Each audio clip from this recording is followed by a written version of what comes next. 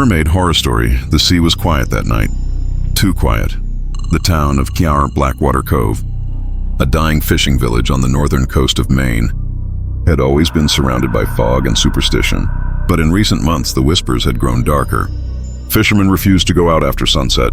Nets were found shredded. Boats came back empty. And sometimes, they didn't come back at all. When Eleanor Shaw, a 28-year-old marine biologist, arrived from Boston to study the declining fish population, she didn't believe in legends. She believed in data, in reason, but Blackwater didn't care for reason. The villagers stared when she arrived, hollow eyes, pale faces, lips pressed tight. Even the local innkeeper, Martha Crane, spoke in hushed tones when Eleanor asked about the shore. "You hear them if you stay too long by the water," Martha said. Singing soft-like, "Don't listen. They'll make you come closer," Eleanor smiled politely. "You mean sirens?" Martha didn't smile back. "I mean her." Eleanor set up her equipment near the cliffs where the currents were strongest. Each night, she'd lower hydrophones into the deep, and each night she heard something strange. At first, it was just static. Then, tones, melodic hums, human almost. She ran the data through her laptop. The frequencies didn't match any known sea creature. She told herself it was whales, or seismic movement, or faulty equipment. But then, on the sixth night, she heard her own name whispered through the speaker. "Eleanor!" She ripped out her earbuds, heart racing. The ocean below was black glass, the moon rippling across it like an eye half open. A shape moved under the water, long, pale, too human to be a fish. She backed away, breathing hard. The air smelled like salt and blood. The next morning, she found something tangled in her nets. At first, she thought it was seaweed. Then she saw it, a lock of hair, blonde and wet, and soft as silk. Wrapped around it was a piece of skin, translucent, scaled. When she brought it to the village lab, Dr. Sarnes Paul Merton, the local coroner and occasional pathologist, examined it under a microscope. "The cells are amphibious," he muttered. "Not fish, not mammal either. You said you found this near the cliffs?" Eleanor nodded. Paul looked uneasy. "I'd stay away from that part of the coast if I were you. Blackwater's had disappearances before. Fishermen who thought they saw a woman in the waves." "You mean the mermaid?" Eleanor asked, half smiling. He didn't smile back. "No, I mean something that wears a woman's face." That night, Eleanor couldn't sleep. The sound of the ocean outside her window was louder than ever. A rhythmic pull and crash, like breathing. At 2:47 a.m., she woke to a sound, humming, faint, melodic, impossibly close. She crept to the window, out by the shore. Where the tide met the rocks, she saw a figure, a woman, standing ankle-deep in the water, her back turned. Her hair clung to her shoulders like wet rope. Eleanor called out, but the woman didn't move. Then, slowly she began to turn. The moonlight hit her face, and Eleanor's heart stopped. The eyes were black. Not dark, black. The mouth, when it smiled, split too wide, stretching up to where the ears should have been, and then, in a single blink, the woman fell forward, face first into the waves, and was gone. The humming stopped. Eleanor ran outside, flashlight trembling in her hand. The beach was empty, except for footprints, bare, human, leading from the sea to her front door, and ending right there. The fog that rolled into Blackwater Cove. The next morning was thicker than Eleanor had ever seen. It clung to the streets, smothering sound, blurring shapes. Even the gulls didn't cry. She hadn't slept. The footprints outside her door were gone, washed away by the tide, as if they'd never existed. But she remembered their pattern, bare, human, wet. She tried to tell herself it had been a dream. She almost believed it, until she saw the wire water on her floorboards. A trail of wet prints led from her window to the center of her living room, and stopped. Nothing else. Just silence and the faint smell of salt. Eleanor packed her notebook and left for the docks. Paul met her there, his face drawn and pale. He looked like he hadn't slept either. You remember the shipwreck off the cove? The Margaret Vale, sunk in 1922? He asked. It wasn't an accident. He showed her an old photograph from the archives. Grainy, black and white, a fisherman standing by a ruined boat. Behind them, barely visible in the water, was a figure. Pale, smiling, watching. Local legend says a woman came to town that year, Paul continued. Said she'd been washed ashore after a storm. Beautiful, young, never spoke. The men called her Mira. Within months, half the fishing fleet sank. He looked up at her. They say she wasn't human. Eleanor stared at the photo. The figure in the background had eyes too dark to be caught by the camera, hollow voids absorbing all light. You think she's back? Eleanor asked softly. Paul hesitated. I think she never left. That night, Eleanor returned to the cliffs. The wind howled through the rocks like a voice. The sea below churned, restless.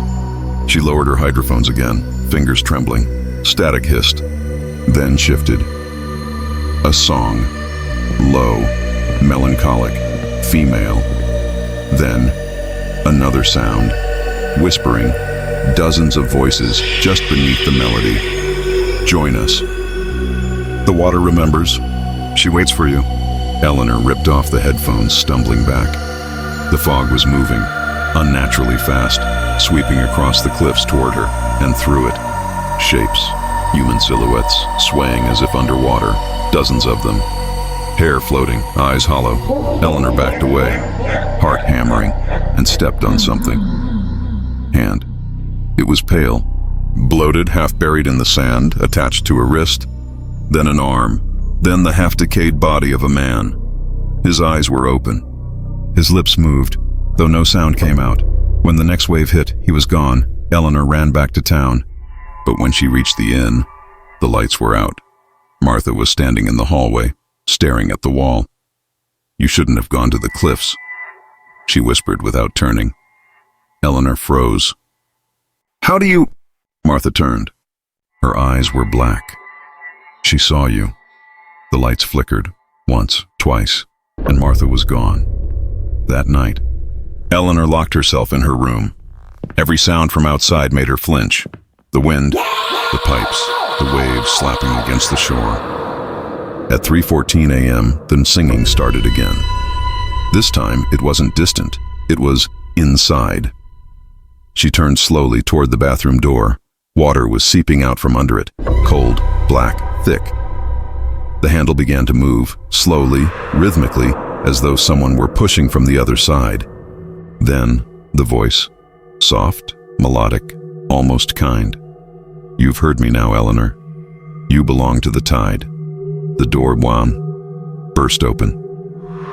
The room filled with the sound of rushing waves, though no sea was there, and something crawled out of the darkness. It wasn't a woman.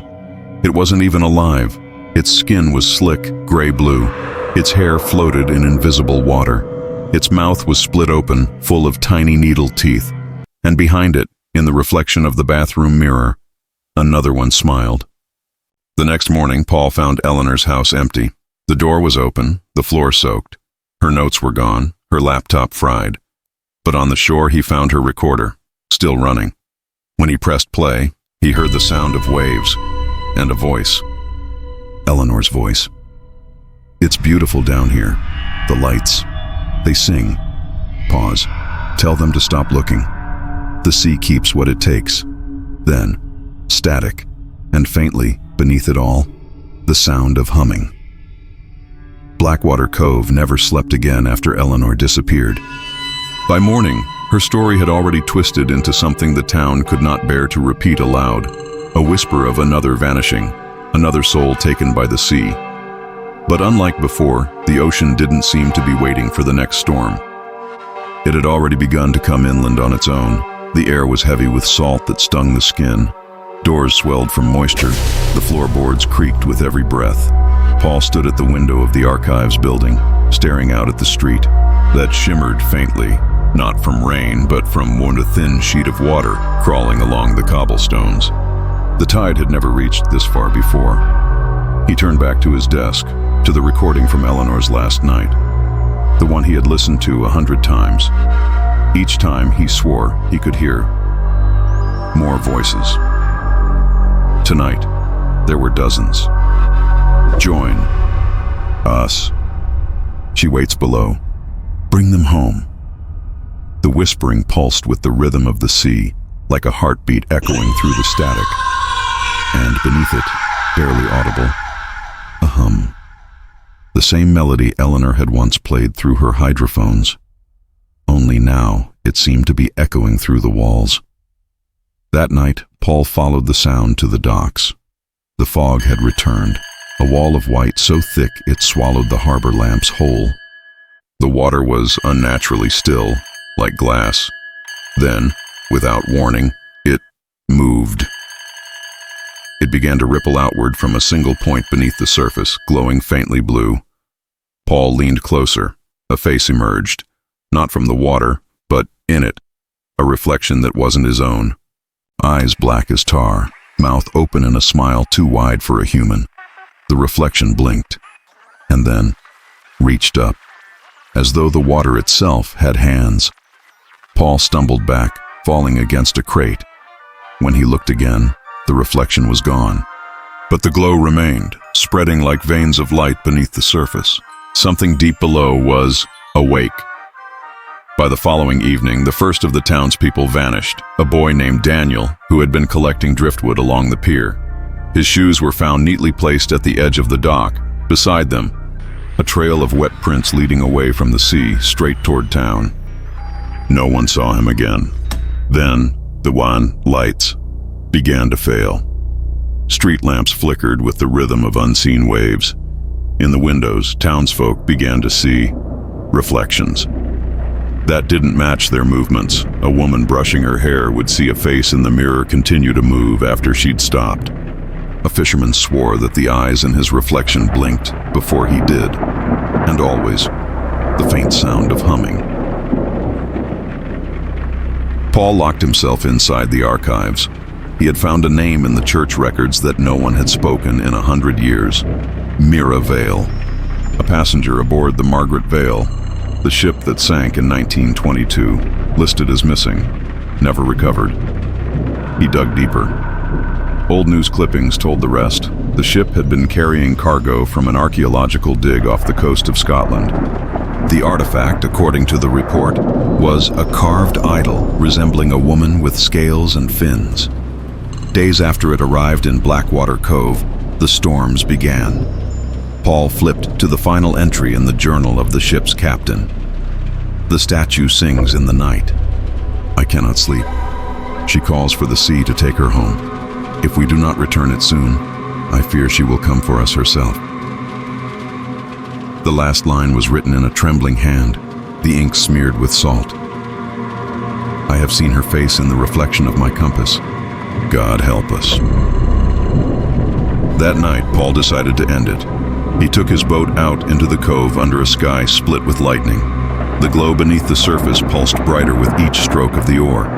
He had the idol, Eleanor's recovered artifact, wrapped in oilcloth at his feet. Its shape pressed through the fabric, scales, fins, a face that seemed to twist beneath the covering. You want it back, he muttered into the dark.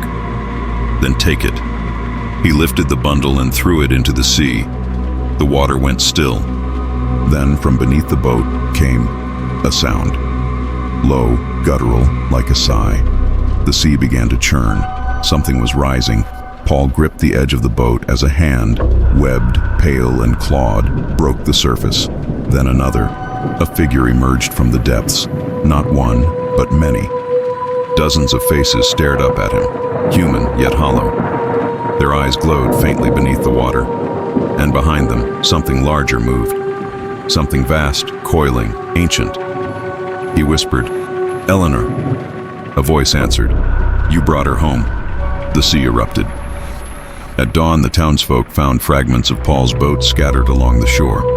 The ocean was calm again, almost peaceful. But the fog never left. For weeks afterward, people claimed to hear humming beneath the tide, or to see shapes swimming far too close to the shore. Children whispered that they saw a woman standing in the shallows, brushing her hair with a comb made of bone, and one by one, the town's mirrors began to fog from the inside. If you wiped them clean, just for a moment, you could see the reflection of the cove and a pale figure watching from the water's edge. Years later, tourists sometimes stumble upon the ruins of Blackwater Cove, a place that doesn't appear on most maps. They say the fog there never lifts, and that the sea hums when you whisper your name into it. And sometimes, when the tide is high and the moon is full, you can hear a woman's voice singing from beneath the waves. The melody is hauntingly beautiful, almost enough to make you step closer, almost enough to make you lean over the edge and listen. If you do, you'll see your reflection smile before you realize it isn't yours.